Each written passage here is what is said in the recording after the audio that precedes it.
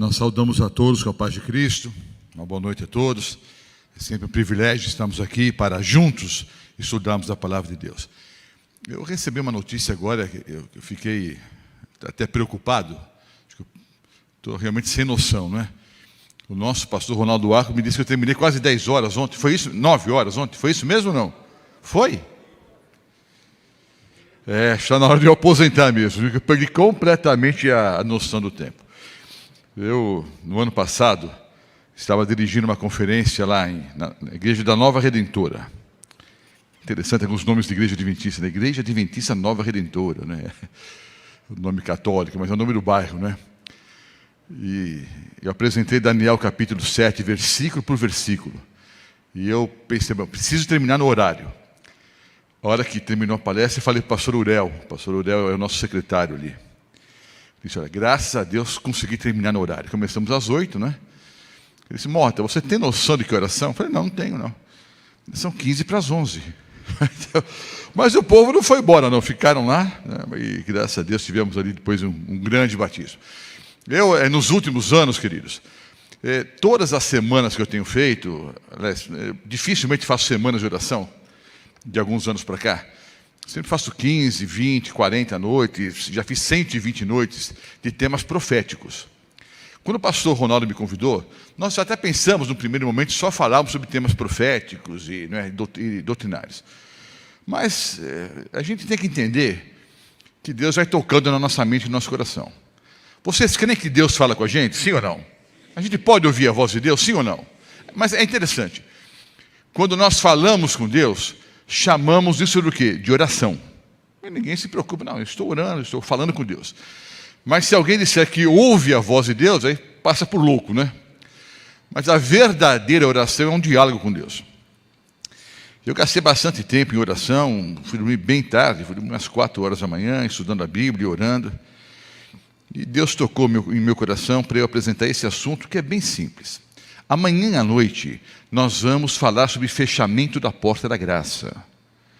Eu sei que aqui é uma igreja tradicional, há adventistas aqui de terceira, quarta, quinta geração, mas é importante relembrarmos algumas coisas, mesmo porque no meio adventista, há algumas pessoas fazendo confusão em relação a esse assunto. Então nós vamos amanhã à noite falar sobre o fechamento da porta da graça. Ao falarmos sobre o fechamento da porta da graça, falaremos também sobre o pecado que não tem perdão, que é o pecado contra a pessoa do Espírito Santo, e uma grande parte das pessoas não entende corretamente esse assunto. E na quarta-feira à noite falaremos sobre as 7 últimas pragas. Normalmente eu apresento os 2 temas em conjunto. Tá? Eu falo sobre o fechamento da porta da graça e já emendo com as 7 últimas pragas, mas para terminar no horário, nós vamos dividir a palestra em 2 pontos. Você sabe que há, mesmo no meio adventista, algumas pessoas falando que algumas pragas já estão caindo. Há pessoas que associam, por exemplo, poluição do rio Tietê, destruição da camada de ozônio, derretimento das calotas polares com as 7 últimas pragas. Isso não tem absolutamente nada a ver. E nós vamos estudar na quarta-feira à noite esse assunto. Na sexta-feira nós vamos falar sobre o filho pródigo. E eu vou contar meu testemunho que já contei aqui, mas eu vou repetir. Então, não se esqueçam, será um volta para casa filho. Tá? E o pastor Ronaldo Arco vai cantar o farol. Tá ok?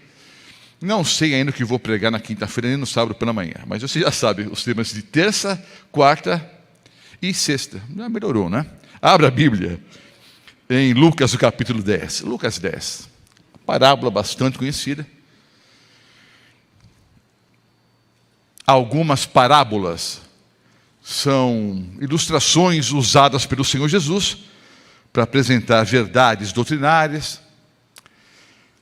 Outras parábolas provavelmente são histórias que realmente ocorreram. A parábola do bom samaritano sabemos que é uma história verdadeira.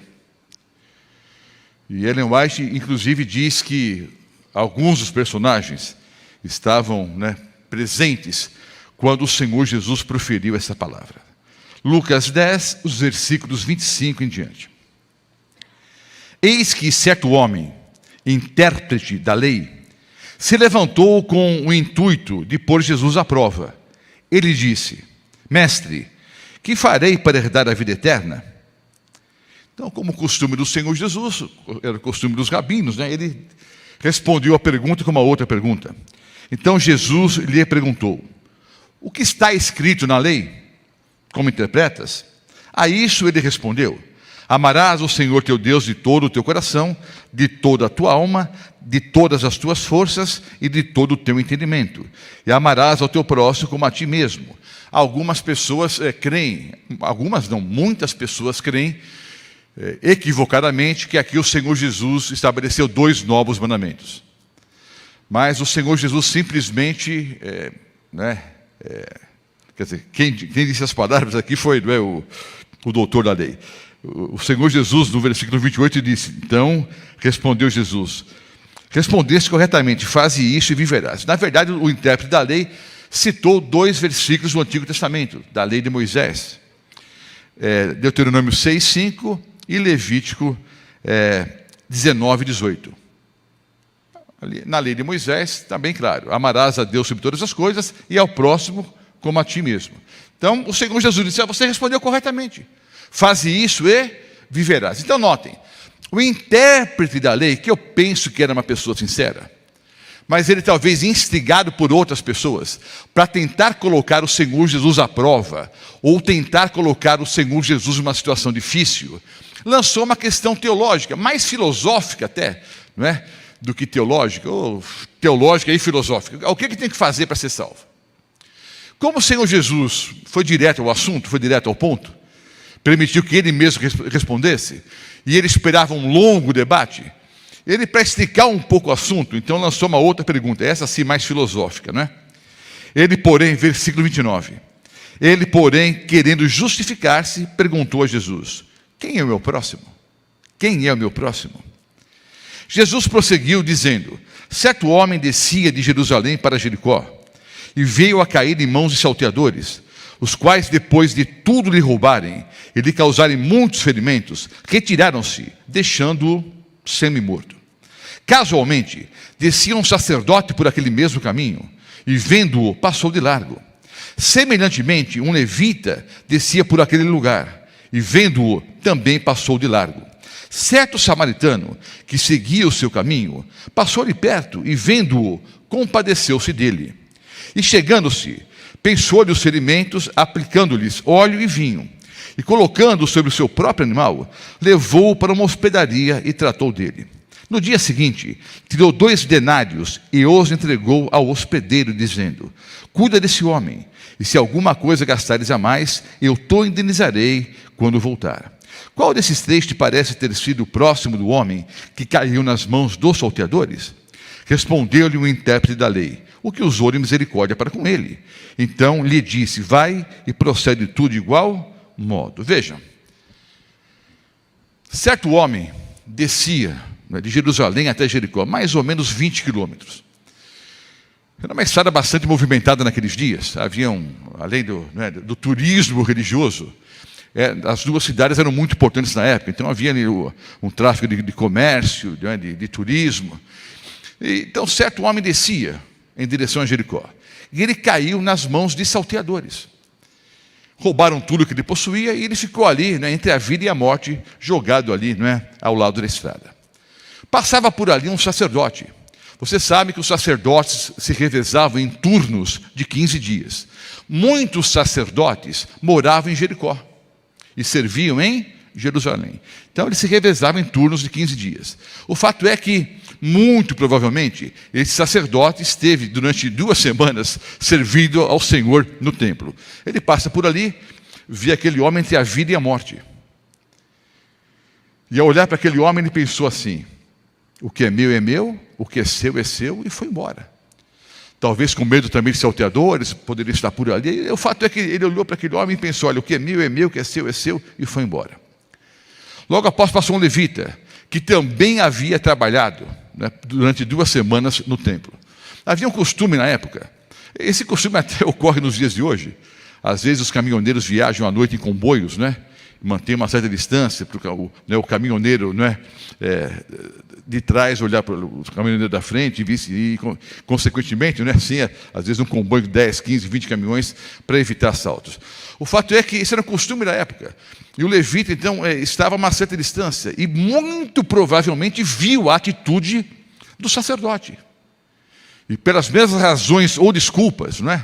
Mais desculpas do que razão, ele olha para aquele homem entre a vida e a morte e pensou, bom, se nem o sacerdote parou, também não vou parar. O que é seu, o que é meu, e foi embora. Casualmente passava por ali quem? Um samaritano. E como eu disse, Ellen White menciona que tanto o sacerdote quanto o levita estavam ali.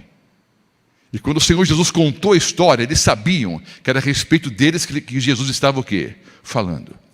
Passava por ali o quê? Um samaritano. Ora, os judeus são extremamente inteligentes. É um povo extremamente inteligente. Estão acostumados a raciocínios lógicos. Ora, numa história lógica, depois do sacerdote, passou o levita, deveria passar logo após o quê?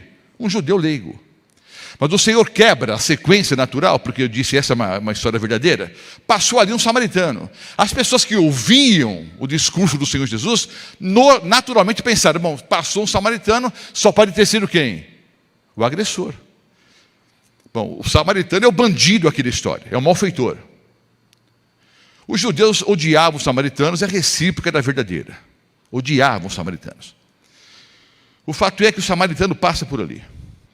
Olha para aquele homem e pensa, o que é seu, o que é meu é seu também. O que é seu, mas o que é meu é seu também. E o homem desce ali do animal.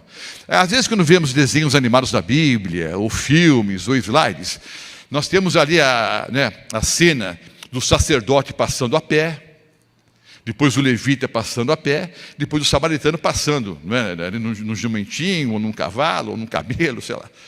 O fato é o seguinte, tanto o sacerdote quanto o levita não estavam a pé. Os sacerdotes faziam parte da elite da época. Eu não sei se ele estava em cima de um jumentinho, de um camelo, não é, de um cavalo. O fato é que tanto o sacerdote quanto o levita não estavam a pé. Mesmo porque se ambos estivessem a pé, e o outro, o samaritano, estava com uma montaria, não é, com um animal, de fato o único que poderia realmente socorrer seria o samaritano. Mas o fato é que tanto o sacerdote quanto o levita estavam em alguma montaria. Tá ok? O homem desce, faz ali os primeiros socorros, pega aquele homem, coloca sobre o seu próprio animal e o leva a uma hospedaria. É historicamente comprovado que não existia nenhuma hospedaria naquela estrada. Então o homem obrigatoriamente teve que entrar em Jericó. E ao entrar em Jericó, ele colocou em risco a própria vida. Por quê? As pessoas poderiam pensar que ele era o agressor. Ele colocou em risco a sua própria vida e a vida dos seus familiares, né? Olho por olho, dente por dente, e se não puder descontar, né, no indivíduo, você poderia descontar sobre quem? Sobre a família do indivíduo. Então ele colocou em risco a própria vida já ao socorrer aquele homem, e colocou pela segunda vez a sua vida em risco ao entrar na cidade.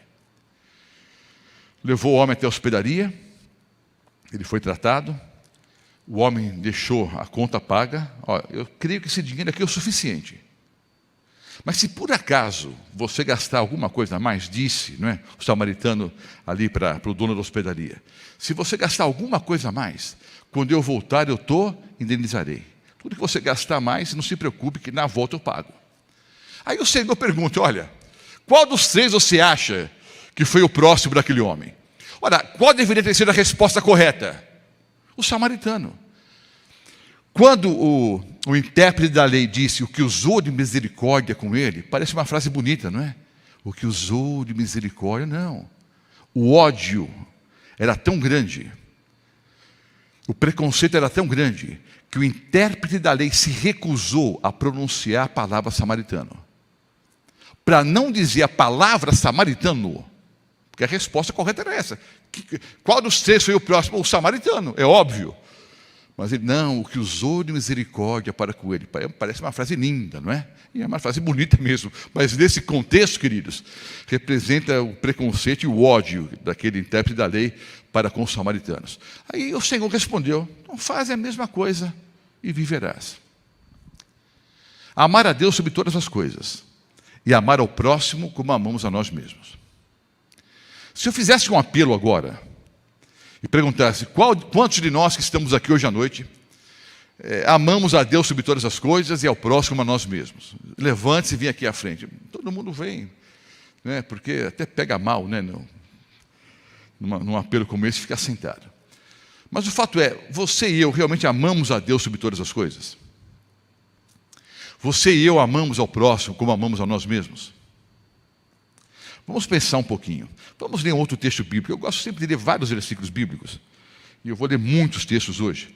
Eu tenho uma filosofia ao apresentar a palavra de Deus. Quanto mais versículos bíblicos eu ler, quando nós lermos juntos, melhor. Porque se o sermão não for bom, pelo menos você leu a Bíblia e sai alimentado, não é? O mais importante é o assim diz o Senhor. Olha só, João 3, um dos textos mais conhecidos da Bíblia, né? Vamos ler aqui os versículos 14 em diante. Você sabe de cor e salteado, eu também sei.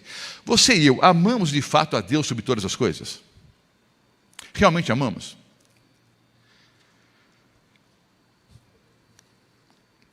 Do modo porque Moisés levantou a serpente no deserto, assim importa que o Filho do Homem seja levantado, para que todo o que nele crê tenha a vida eterna. Porque Deus amou o mundo de tal maneira que deu seu único filho, ou filho unigênito, para que todo aquele que nele crê não pereça, mas tenha a vida eterna. Porquanto Deus enviou seu Filho ao mundo, não para que condenasse o mundo. A minha tradução aqui diz, não para que julgasse o mundo, não é uma boa tradução, tá? Nesse caso aqui, a melhor tradução é a que diz, Deus enviou seu Filho ao mundo, não para que condenasse, não para que julgasse o mundo, né? Mas sim condenasse, não para que condenasse o mundo. A palavra traduzida como julgar aqui é crima. No versículo seguinte aparece crima de novo. E depois aparece crises. A palavra crima em grego normalmente é usada para a fase final do julgamento. Já é a condenação, já é o veredito. Então o Senhor Deus não veio para condenar. A terceira vez que vai aparecer o verbo julgar aqui, aí é julgamento mesmo, é toda a fase do juízo. A palavra é crises. Então a palavra crise é usada normalmente na Bíblia, crises, para todo o processo, para toda a fase do julgamento. E a palavra crima é usada para o juízo executivo, que pode ser favorável ou desfavorável. No caso aqui, a palavra condenação, obviamente, é um veredito desfavorável. Deus enviou seu Filho ao mundo, não para que condenasse o mundo, mas para que o mundo fosse salvo por ele. Quem nele crê não é condenado, porque julgados todos nós seremos. Todos nós vamos comparecer diante do tribunal de Deus. Quem nele crê não é condenado. O que não crê já está condenado, porquanto não crê no nome do unigênito Filho de Deus. Agora, aqui no versículo 19, o julgamento é esse, aí a tradução está correta. O julgamento é esse, que a luz veio ao mundo, e os homens amaram mais as trevas do que a luz, porque as suas obras eram más. Vejam bem, queridos, eu como adventista do sétimo dia, eu sei que há 3 fases do juízo divino. Em séries de conferências, nós explicamos nos mínimos detalhes o juízo investigativo, por exemplo, que é a primeira fase. O juízo investigativo, que começou no dia 22 de outubro de 1844, tomando como base Daniel 8,14, não é? E Daniel capítulo 9 e outros versículos bíblicos, o princípio dia-ano e tal. Nós cremos que essa primeira fase do juízo, o juízo pré-advento, o juízo antes da volta do Senhor Jesus, ele já se iniciou. Em 22 de outubro de 1844. Tá? É a primeira fase do juízo. A segunda fase do juízo é o juízo comprobatório, ou juízo de comprovação, que ocorrerá durante os 1000 anos no céu, quando teremos acesso aos livros do julgamento para entendermos se Deus foi justo ou não, porque teremos várias surpresas no céu. Talvez a pessoa que você tenha certeza absoluta que vai estar no céu, talvez não esteja. Você tem certeza que não estará, é o primeiro que te abraça na porta do céu ali. Então, para que não haja dúvidas, nós vamos ter acesso aos livros. Por exemplo, você chega no céu. Aí fala com Jesus, fala, né, vai procurar Moisés, Paulo. Tá. Se bem que é interessante. Outro dia eu li um comentário que dizia o seguinte: a gente sempre fala em procurar Davi, procurar, né, Paulo, Pedro, Isaías, cada um tem o seu personagem predileto, né? Mas vai ser o contrário. Esses santos homens da Bíblia vão nos procurar para nós explicarmos para eles como é que ocorreram, né, os últimos acontecimentos. Nós é que vamos falar para eles como é que estava o planeta nos últimos dias. Mas é claro, vamos bater papo ali com profetas, não é? Com apóstolos. E a uma certa altura, depois de falar com todo mundo, você pensa, cadê o Roberto Mota? Aí você procura o Roberto Mota no céu e não estou lá. Eu vou estar, faz de conta, né? Você procura o Roberto Mota e não acha. Aí você vai falar com o Senhor Jesus, não é? Senhor Jesus, esquecemos um santo na terra. Pastor Mota não está entre nós. Aí você vai ter o acesso aos livros e vai procurar, né? Bem que no céu nós vamos ter novos nomes, né? O meu acho que não vão mudar, não. Porque Roberto é um nome anglo-saxão que significa resplandecente na glória. Como a gente fala no nosso interior, lá da Paulista Oeste, é chique no último, né? Bom, você procura lá, Roberto Mota, vai no livro da vida, já não está meu nome, já estou perdido. Vai para o livro de atitudes, né? O livro dos atos ali. Aí procura lá, está Roberto Mota, está tudo escrito ali. Aí você lê, tem coisa ruim até no rodapé. Você fala, que sem vergonha aquele camarada, pregava uma coisa e vivia outra. Aí você vai entender por que eu não estou no céu.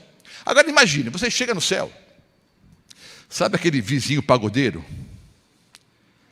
que fica no pagode até as 4 da manhã, todo final de semana? Você já conversou com ele, já apelou, já conversou, já foi educado, depois você perdeu a paciência, já chamou até a polícia, não adiantou nada. Você chega no céu, o primeiro que está na porta para te abraçar é ele. Aí, meu irmão, beleza? Você pega o camarada pelo pescoço, não é? Senhor Jesus, tem um penetra aqui. Aí você vai até os livros do juízo e descobre o quê? Que o camarada se arrependeu, aceitou a Jesus como Salvador e Senhor e está no céu. Teremos várias surpresas, queridos. Então, essa é a segunda fase do juízo. E a terceira e última fase, após o milênio, o Senhor Jesus volta mais uma vez ao planeta, não é? Os ímpios ressuscitam, e aí então há o juízo executivo. Satanás, todos os anjos maus e os ímpios serão destruídos para todo o sempre. Então eu sei quais são as 3 fases do juízo. Mas quando o Senhor Jesus conversou com Nicodemos, ele apresentou essa questão de maneira muito simples. Olha como o Senhor Jesus explicou o juízo. Ele disse, olha, a condenação é essa. A luz veio ao mundo, mas as pessoas, os homens, amaram mais o quê? O mundo, amaram mais as trevas do que a luz, porque as suas obras eram más. Ora, o Senhor Jesus é a luz. Os homens amaram mais as trevas, amaram mais o mundo do que amaram a luz. Então, no dia do juízo, queridos, eu sei, tem os livros ali, eu sei detalhe por detalhe o que está na Bíblia sobre esse assunto. Mas o Senhor Jesus explicou assim, olha, para Nicodemos. No dia do juízo, Deus vai olhar para cada um, e vai perguntar, quem foi que você amou mais? Quem foi que você amou mais? Quem foi que você amou mais? Quem foi que você amou mais? Simples assim. Todos que amaram mais ao Senhor Jesus, que colocaram o Senhor Deus em primeiro lugar, esses terão o quê? A vida eterna. Nós, como adventistas, pregamos muito sobre a guarda dos mandamentos e estamos corretos em relação a isso. Não somos salvos pelas obras, né? As obras, como mostramos ontem, é o último passo, é a evidência de que eu estou realmente, pela fé, eu aceitei a graça e o sacrifício de Jesus em minha vida. Mas falamos sobre os mandamentos, queridos, e citamos, né? Não farás para ti imagem de escultura. Mas sabe, queridos, ter um ídolo na vida não é só ter uma imagem de escultura em casa. Qualquer coisa que tome o lugar de Deus em minha vida é um ídolo. E eu posso, por incrível que pareça, né? Até a religião parece um ídolo. Eu posso colocar religião, né? Acho que religião vem do latim religare, mas Você pode ser fiel a uma denominação e não ser fiel a Jesus. É possível ou não? Por incrível que pareça, sim. Então, qualquer coisa que tomar o primeiro lugar de Deus em minha vida, isso é um ídolo. Você e eu, amamos de fato a Deus sobre todas as coisas? Eu estava dirigindo uma semana de oração em algum lugar no Rio de Janeiro. Eu não vou dizer onde era, mas a maior igreja do Rio de Janeiro. Eu estava dirigindo uma semana de oração ali e eu fiquei assentado na primeira fileira. Tá? Na primeira fileira, antes de começar o sermão, um quarteto chileno, me esqueci o nome daquele quarteto chileno. O quarteto não é chileno, acho que o quarteto é composto por chilenos, né? Hein? É esse mesmo, Decision, é esse mesmo. Eles têm um bonequinho que faz umas mimes, é esse, né? Azaf. Tá. É Azaf? Tá. O quarteto cantando e eu sentado na primeira fileira. Aí sentou-se um menininho ao meu lado, 7, 8 anos talvez, um carioquinha folgado, sabe? Eu sentado ali, o carioquinha sentando ao meu lado, e veio dizer, boa noite, pastor, como vai o senhor? Não. E aí, cara, beleza? Olhei para ele assim, beleza, meu irmão, e aí? Ele olhou para mim e disse, tu é corintiano, cara? Falei, eu sou corintiano. Aí, eu sou membro, tá? Eu sou membro, marrentinho, sabe, camarada? E ele começou a puxar papo comigo, e não é que eu não queria conversar com ele. Eu queria, prioritariamente, ouvir o quarteto. Além disso, eu, como pastor, na primeira fileira, fico batendo papo, eu dou um mau exemplo, para toda a igreja. E eu não queria conversar com ele, mas ele batia, falava. A uma certa altura, ele disse, pastor, eu estou muito triste. Aí eu parei para prestar bem atenção. Está triste por quê, filho? Ah, pastor, estou tão chateado. Mas aconteceu alguma coisa? Aconteceu, pastor. Eu descobri que meu pai não ama Jesus. Aí, o menino está na igreja. Eu perguntei, mas o teu pai não é adventista? Não, meu pai é ancião aqui da igreja. Não é um ataque ao ancianato, podia ser o pastor, podia ser um diácono, podia ser qualquer pessoa. Eu estou dizendo que era um ancião porque fazia parte da história, porque faz parte da história, né? Não, meu pai é um dos anciãos daquela igreja. Então, como é que você me diz que ele não ama Jesus? Aí ele contou uma historinha simples. Ele disse, pastor, na última sexta-feira, meu pai e eu levamos o cachorrinho lá no pet shop para... Meu pai mandou tosar o cachorrinho, dar banho, tosar, dar algumas vacinas, tal. Tá, e daí? Não, e daí que nós deixamos o cachorrinho lá e fomos para o shopping. Tá, e daí? Daí que umas 3 horas depois nós voltamos para pegar o cachorrinho. Tá, e daí? E daí é o seguinte, eu vi meu pai pagando R$300. Tá, e daí? E daí, pastor, que no sábado de manhã ele deu R$5 de oferta. Eu vi meu pai colocando ali, não é? R$5 de oferta. Eu fiquei pensando, se meu pai gasta R$300 com um cachorro e R$5 ele dá para Jesus, quem é que ele ama mais?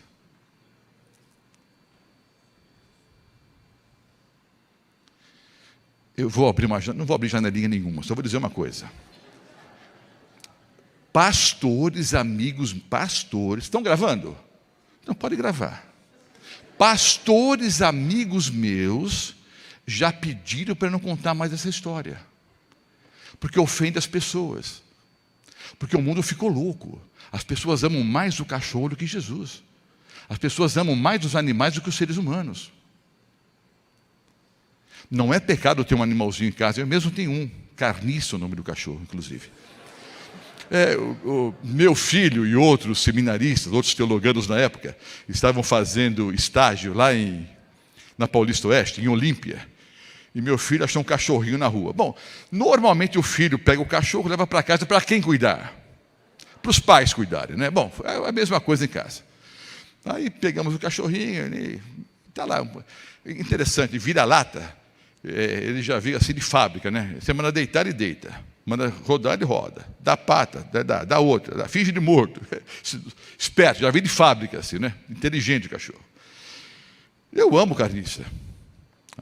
Ter um animalzinho em casa não é pecado. Se você tem um animalzinho em casa, é para cuidar bem dele. Eu até pensei, antes de me sentir chamado por Deus, eu até pensei em fazer veterinária. Não é pecado. Não é pecado ter um pet shop. Não é pecado, não. E se tiver animalzinho em casa, é para cuidar com carinho, com amor, ok. Mas, queridos, nós extrapolamos qualquer, sabe, todas as linhas básicas, não é, de civilidade. Eu estava na Itália, algum tempo atrás, e eu vi a praça ali, com símbolo, proibido crianças. Aí eu fui, não parece piada, mas não é. Inclusive o próprio Papa escreveu um artigo sobre esse assunto. Hoje você tem algumas praças da Europa onde é proibido levar criança para não prejudicar os animais. O cachorro pode ficar assustado, pode ficar estressado com a criancinha brincando no parque.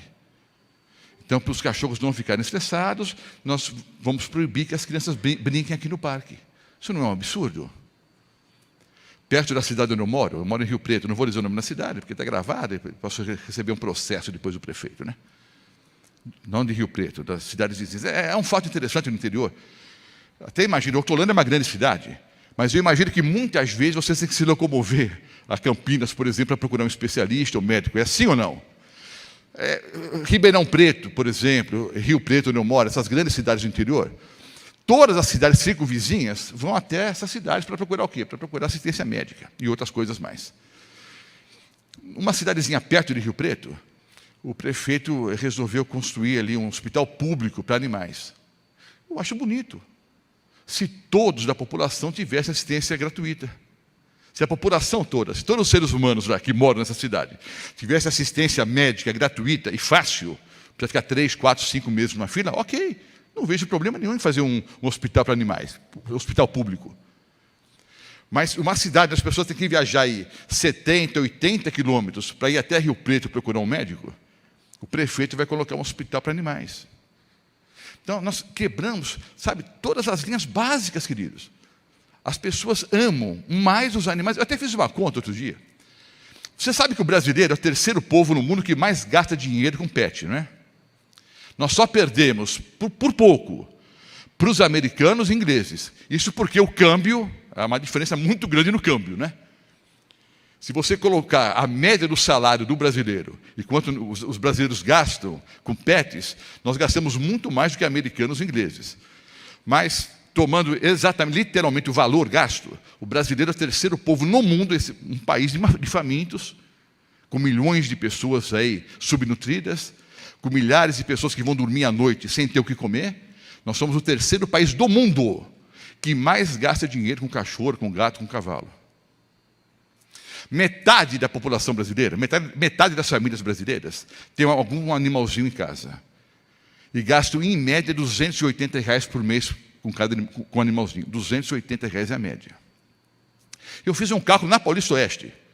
E eu descobri o seguinte: se esse dado estatístico vale para os adventistas, e vale ou não vale? É lógico que vale. Eu tenho certeza que metade das famílias aqui representaram assim um animalzinho em casa. E se gastam essa mesma média de R$280, e deve gastar. Não, se você mora num sítio, deixa o cachorro jogado ali, né, e dá o arroz e feijão, que sobra é uma coisa. Você tem o cachorrinho lá, você leva ele para dar banho, para tosar, entendeu? Dá as vacinas certinho, R$280 por mês. Você não teria que fazer uma cirurgia, gastar 5, 10, 20 ou 50 mil. Estou falando bobagem? Não.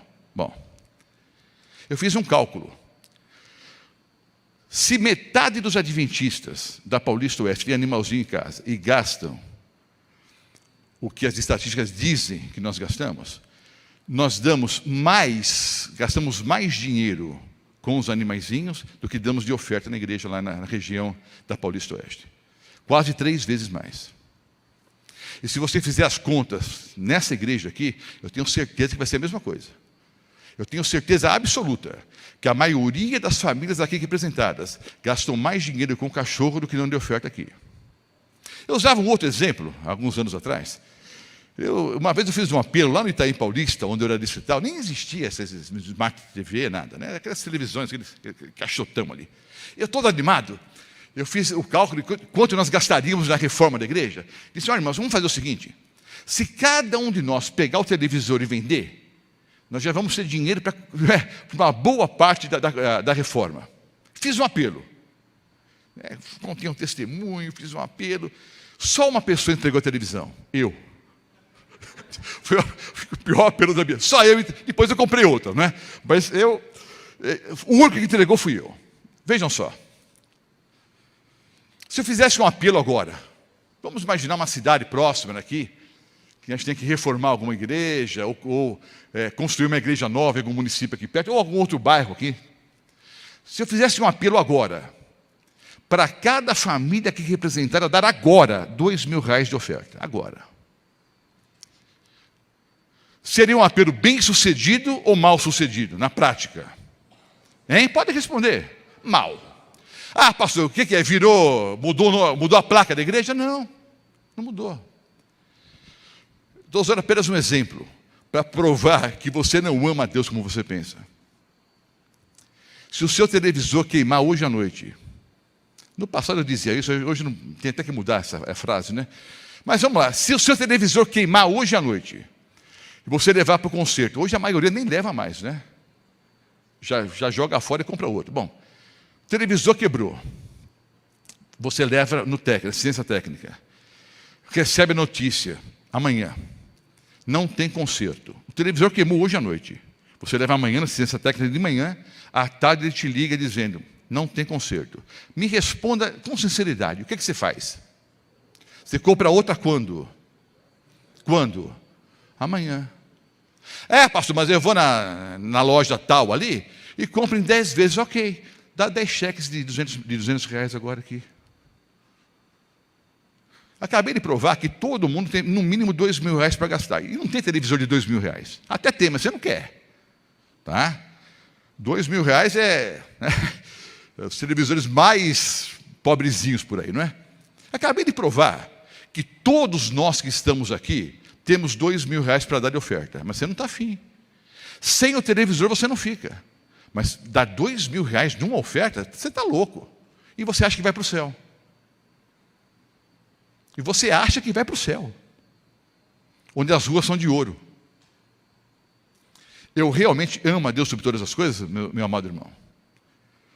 Vamos pensar um pouquinho. Já apareceu até a hora. Faltam 7 minutinhos. Eu não vou terminar no horário, já estou avisando. Bom, olha só. Eu estou um dia em casa, à noite.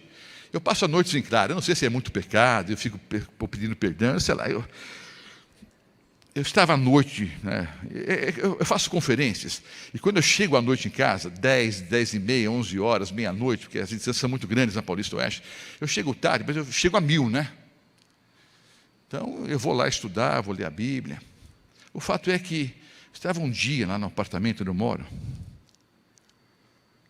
e eu cheguei, estava estudando ali as profecias bíblicas, um texto muito conhecido, né? Do sermão profético. Por se multiplicar a iniquidade, o amor de quase todos esfriará. Muitas vezes eu vi pastores, e eu no passado mesmo fiz essa aplicação, mas uma aplicação errônea. Sempre aplica para o mundo, né? Não, porque o consumo de drogas está aumentando, isso, aquilo, a violência, a arma de fogo e tal, tal, tal. Não. O texto se refere à igreja. Dentro da igreja, o amor vai esfriar de quase todos. E pela primeira vez eu entendi que aquele texto era para mim. Quando eu fui pastor distrital no Itaim Paulista, a minha esposa trabalhava no Hospital Sírio-Libanês. Ela era chefe de enfermagem da oncologia. Eu não vou dizer quanto que a pessoa que está no lugar dela hoje ganha, porque vocês vão achar que é mentira, tá? Mas é umas 4 ou 5 vezes mais do que um pastor ganha. A minha esposa era chefe de enfermagem ali. E o pastor tem um bom salário, um salário digno. O meu filho caçula nasceu, o Mateus. E eu não tinha dinheiro para comprar o berço. Pastor, não tinha dinheiro para comprar o berço? Não tinha dinheiro para comprar o berço. A minha esposa não era dizimista. Ah, pastor, então eu entendi, Deus castigou, não.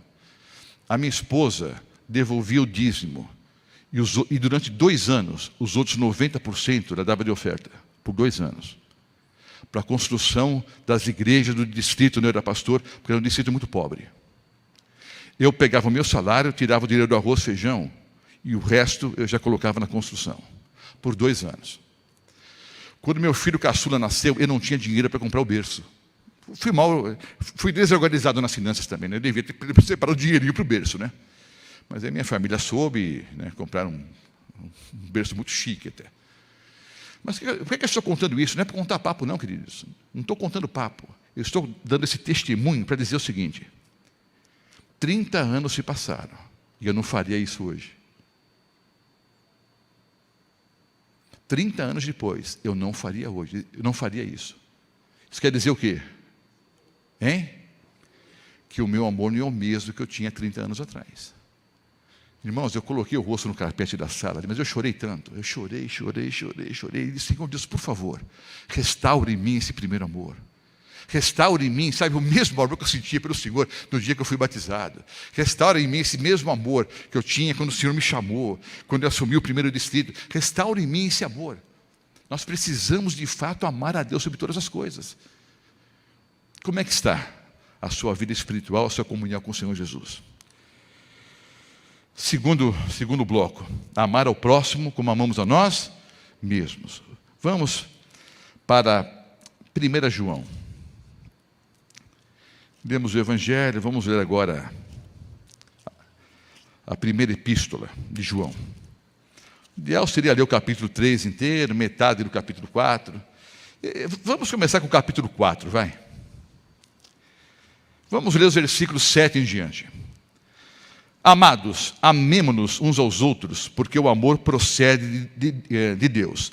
E todo aquele que ama é nascido de Deus e conhece a Deus. Aquele que não ama não conhece a Deus, porque Deus é amor. Nisso se manifestou o amor de Deus em nós, em haver Deus enviado o seu Filho unigênito ao mundo para vivermos por meio dele. Nisto consiste o amor.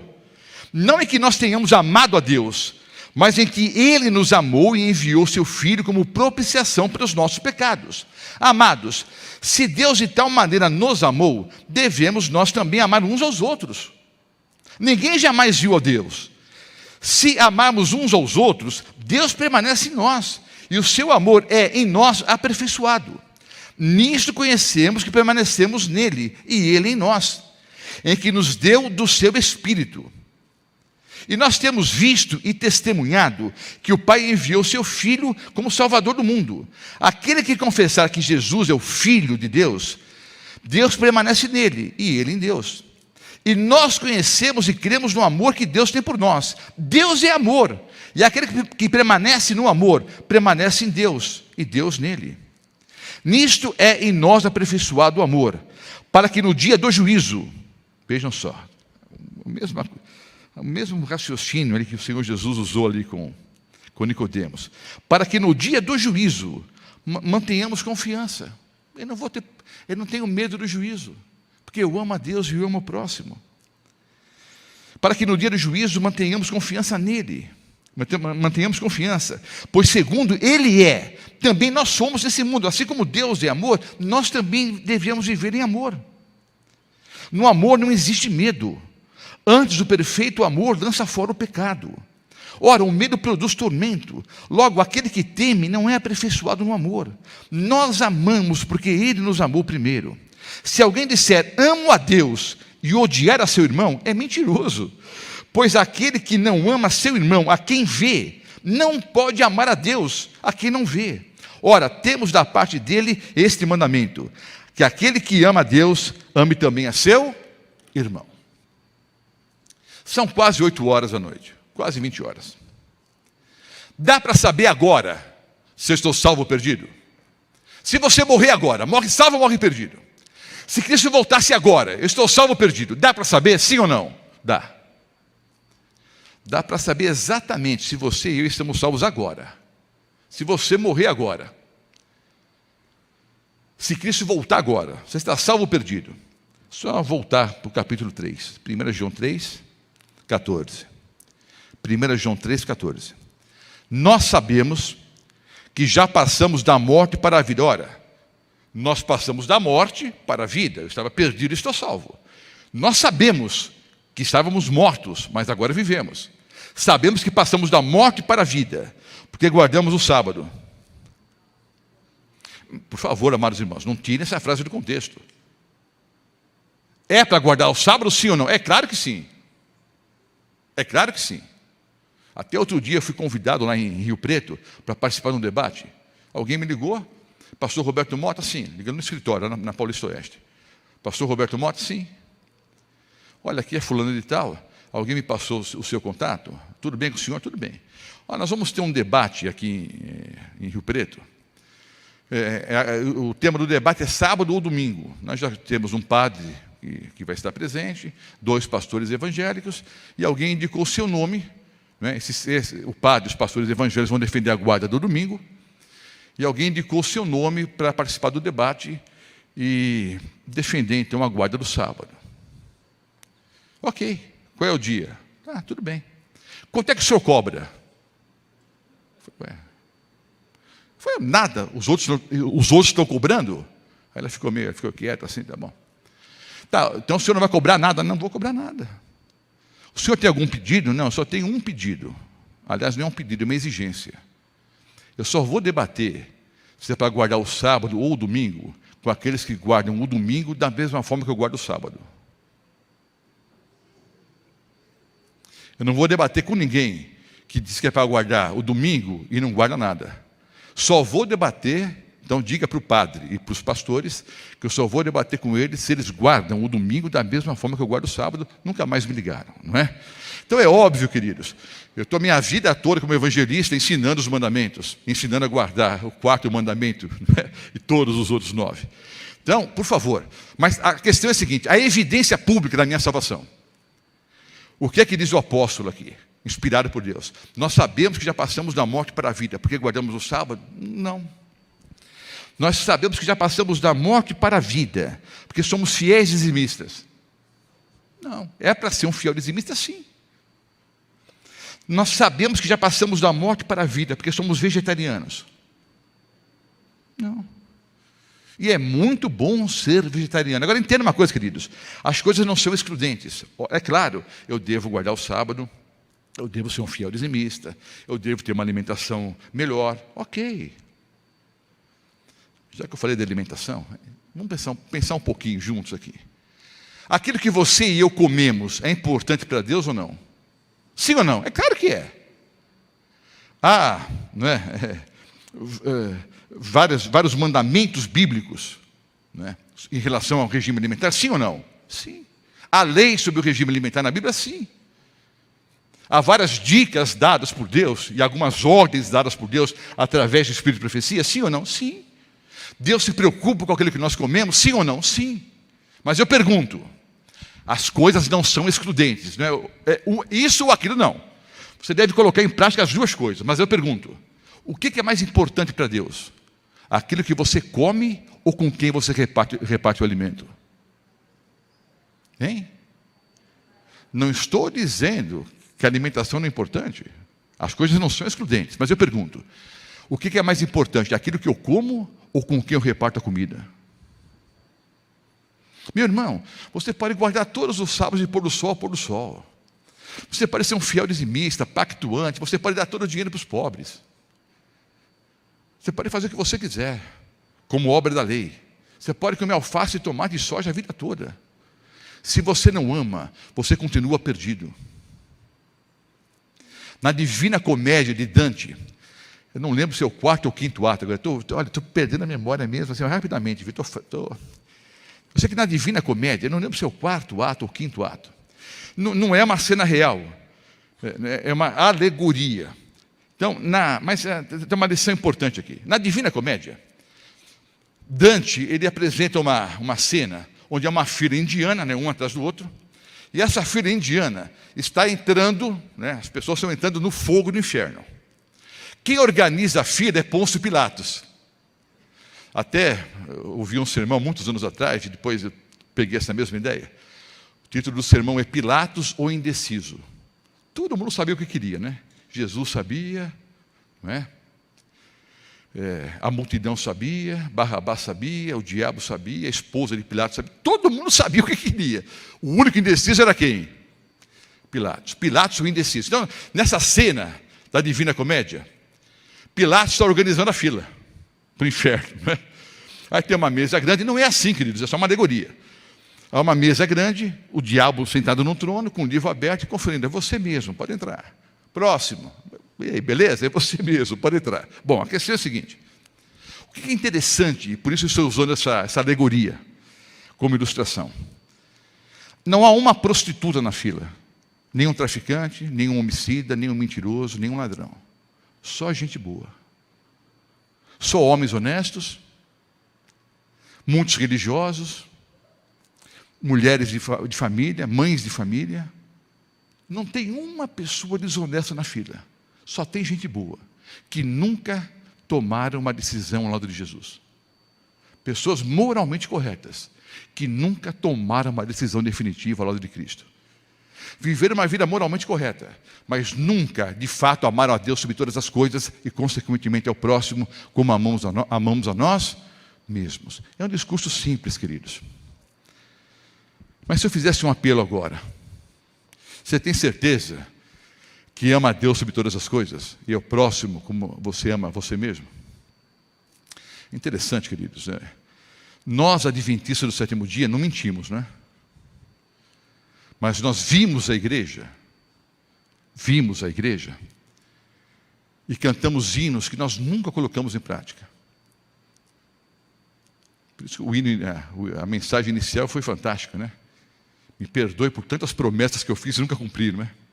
Nós cantamos hinos que nós nunca colocamos em prática. Cantamos sobre o amor, quanto que nós amamos a Deus, falamos do amor ao próximo, mas nunca colocamos em prática. Queridos, eu preciso, a essa altura da minha vida, às portas da volta do Senhor Jesus, eu preciso amar a Deus sobre todas as coisas e ao próximo como amo a mim mesmo. Mary Frances Rosalie, uma jovem americana de 24 anos. Alguns já ouviram essa história por aí, que era considerada uma grande heroína nos Estados Unidos. Mary Frances Rosalie era uma aeromoça, uma comissária de bordo. Ele estava no voo 83. O voo 83 saiu de Newark, em New Jersey, em direção a Filadélfia. Tinha só 3 tripulantes, né? O piloto, o copiloto e Mary Frances Rosalie. Vários passageiros, dia 14 de janeiro de 1951. O avião era um DC-4, da National Airlines. O voo aparentemente calmo, um pouco de turbulência, um dia muito frio. Quando o piloto tentou pousar a aeronave, lá no aeroporto internacional da Filadélfia, quando ele tentou pousar, havia uma camada fina de neve e estava garoando. E não havia, obviamente, a tecnologia que é hoje. Era um DC-4, da década de 50. Não havia a tecnologia que é hoje. E hoje ainda há riscos, né? O fato é que ele perdeu o controle da aeronave.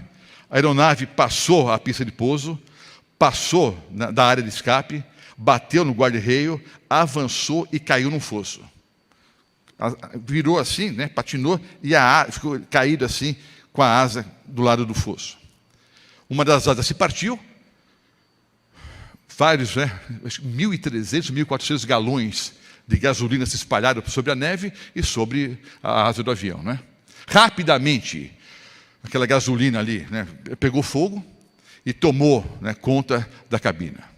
Cabina ou cabine, em português correto. O fato é que piloto e copiloto abriram a escotilha e saltaram. E a orientação naquela época, não sei se é assim ainda, é que num caso como esse, a tripulação tinha que se salvar. Mas os passageiros ali em pânico.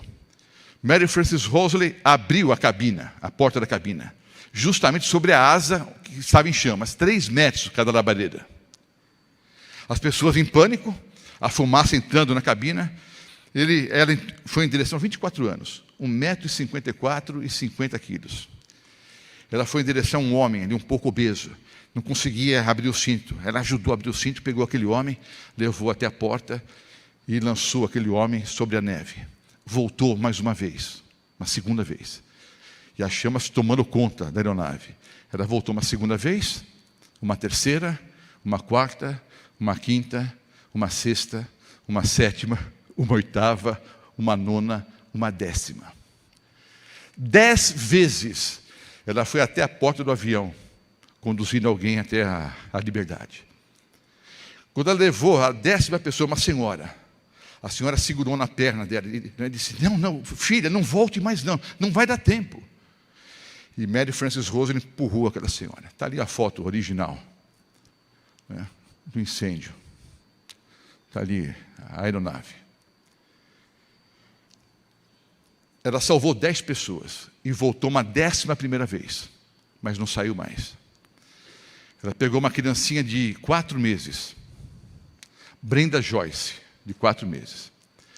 Quando os bombeiros finalmente apagaram as chamas, eles encontraram o corpo de Mary Frances Rosalie, Frank era o apelido dela, carbonizado, abraçado ao corpinho de Brenda Joyce. Entrou a 11ª vez e não saiu mais. Tem a foto do jornal aí? Vai aparecer, coloque por favor. Tem, acho que é a foto do New York Times. Está ali, ela salvou 10 pessoas. 7 pessoas ali morreram. 10 pessoas foram salvas por ela. Ela voltou para tentar salvar as outras, mas as chamas tomaram conta da aeronave. A última foto é a foto de Mary Frances Rosalie, 24 anos. Sabe, queridos, combater chamas de um avião é para homens do meu tamanho, assim, fortes, treinados para isso, com roupas especiais. Eu trabalho para uma menina de 24 anos, com 1,50 m e pouco, 50 quilos, com roupa social. Você não vai combater as chamas com uma roupa social, a menos que essa jovem seja Mary Frances Rosalie. Alguma coisa extraordinária motivou essa jovem a voltar 11 vezes dentro de uma cabine em chamas. Ela é uma grande heroína. Hoje ela descansa. Em alguma semana de oração que eu fiz por aí, você sabe que em alguns lugares do mundo, cemitério é ponto turístico. Eu fui a um cemitério ali e vi ali o jazigo, a tumba, onde está Mary Frances Rosalie, aguardando a manhã da ressurreição. Ué, pastor, como é que você pode julgar? Não, quem disse foi o Senhor Jesus. Em João capítulo 15, não há maior amor do que dar a vida pelos amigos. Ela deu a vida por pessoas que ela nunca tinha visto na vida. Meu amado irmão, minha amada irmã, você e eu amamos a Deus sobre todas as coisas? Sim ou não? Cristo está voltando. O que a gente espera mais desse mundo? Nós precisamos colocar o verdadeiro cristianismo em prática. Você quer fazer isso? Quando Cristo voltar, você quer subir para morar com Ele para todo sempre nas mansões celestiais? Sim ou não? Nós vamos ouvir um hino agora. A Fran vai cantar, até coincidência, né? A Frank, aqui da história, agora a nossa irmã Fran vai cantar. Em qualquer momento do hino, se você quiser dizer sinceramente, Senhor, sabe, eu tenho sido egoísta, eu tenho olhado mais para o meu umbigo, estou tão amarrado às coisas desse mundo, sabe? Eu criei tantos ídolos para a minha vida. Sabe, eu quero uma vida melhor hoje, sim, porque cristianismo é uma vida melhor hoje. Mas me ensine, Senhor, a amá-lo sobre todas as coisas, que eu possa priorizar, que eu possa colocar o Senhor em primeiro lugar, e que naturalmente eu possa amar as pessoas, assim como o Senhor amou, a ponto de ter enviado o seu único filho para morrer por nós na cruz do Calvário. Meu amado irmão, eu oro para que o amor transborde na sua vida, transborde em seu lar, no seu lugar de trabalho, aqui nesse colégio, nessa igreja, para que esse cantinho de mundo aqui que a gente vive seja um lugar mais iluminado pela presença do Senhor Jesus através do amor. Cristo está voltando. Vamos subir? Vocês querem subir com o Senhor Jesus? Então eu tenho que amá-lo sobre todas as coisas e ao próximo como a mim mesmo. Enquanto ela canta, se você quiser, de forma sincera, dizer, Senhor, restaure em mim esse amor, que eu tenho o mesmo sentimento que houve também em Cristo Jesus. Coloque-se em pé e nós vamos orar ao final.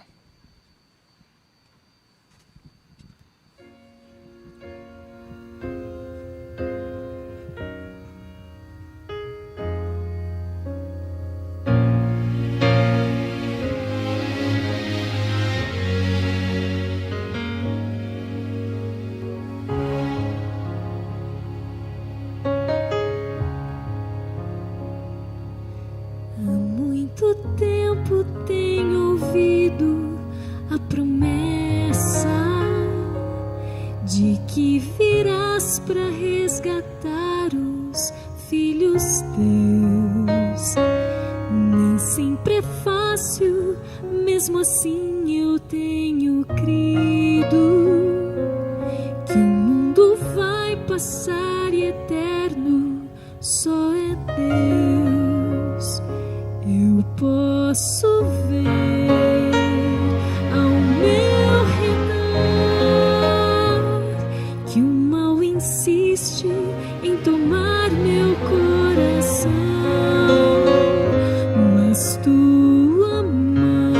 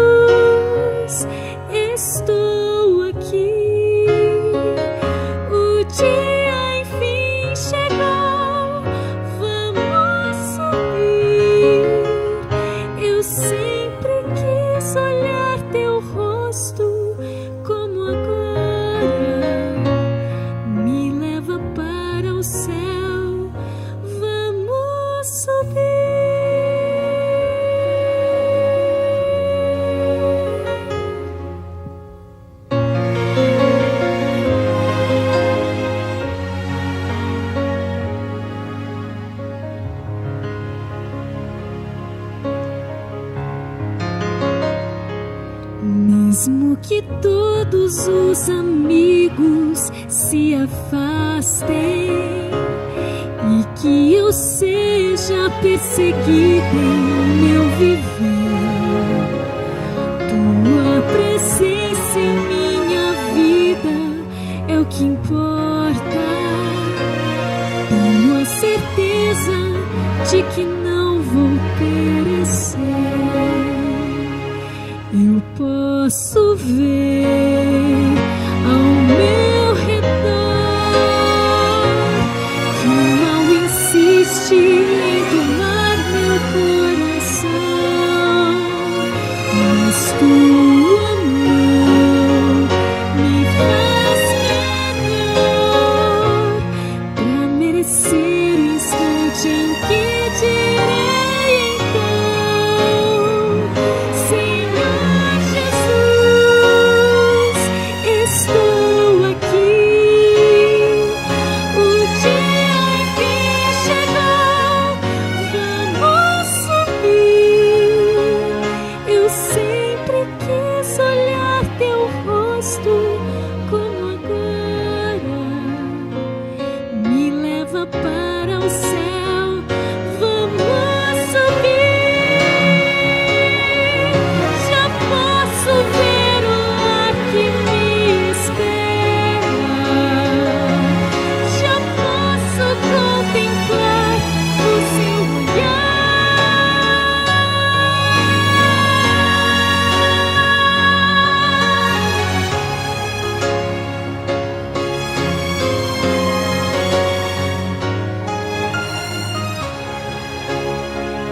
Eu sempre quis olhar teu rosto como agora. Me leva para o céu, vamos subir. Senhor Jesus, estou aqui. O dia enfim chegou, vamos subir. Eu sempre quis olhar teu rosto como agora. Me leva para o céu, vamos subir. Me leva para o céu, vamos subir.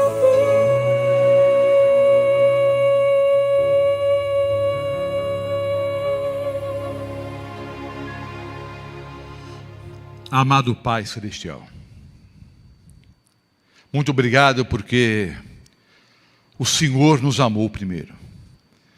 Nos amou a tal ponto de teres enviado o teu único filho para morrer por nós na cruz do Calvário. Tu sabes, Senhor, nós somos fracos, pecadores, miseráveis. Tu sabes que muitas vezes o bem que queremos praticar não praticamos.